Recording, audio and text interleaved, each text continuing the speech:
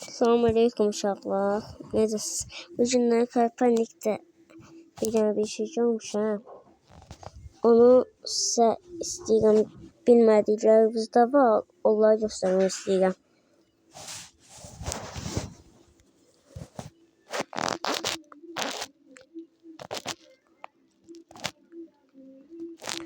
Dostlar açıldı. Gedək gözləyin.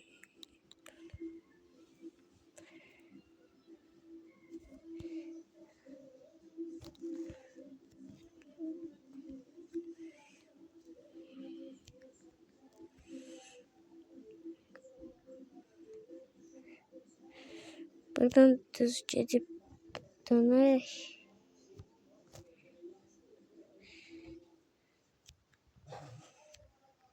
Bu tarafa dönək. Buradan düz düz gedik.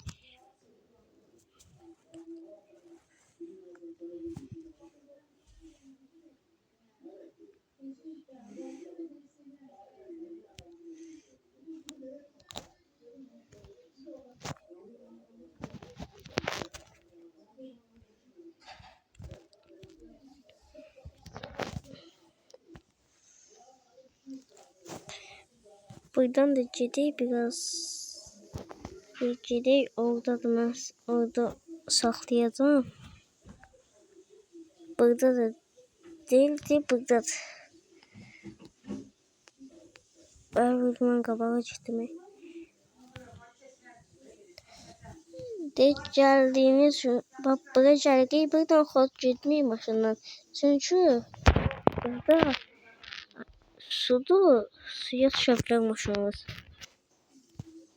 Gözləyin.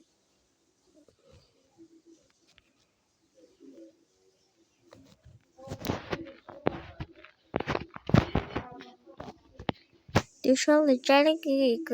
Bak buraya giririk. Burada grafiklər var. Bunu gecə edirik. Yaxınlaşıq. Gördüğünüz kimi bir dənə qorxuc yaratıq gəlir. Bu qırmızı şar olduğu yerdə olur ha. O tərəflərdə olmur.